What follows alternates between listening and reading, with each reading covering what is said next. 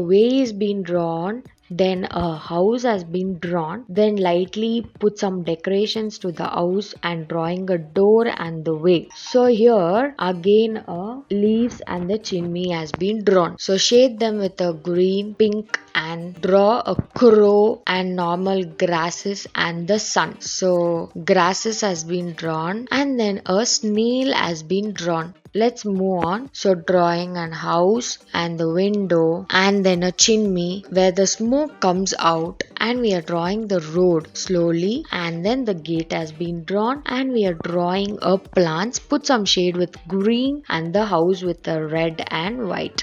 Then I'm gonna move to the next part. Here I'm gonna draw another oval shape or a gift wrapper type of houses. So here I'm drawing door, window and the chimney and a top a gift wrapper, and then drawing away and the big leaves and the plants and the grass and the rabbit. Here rabbit is being drawn and then it's eating a grass. So again we have drawn the flowers and the crows are flying.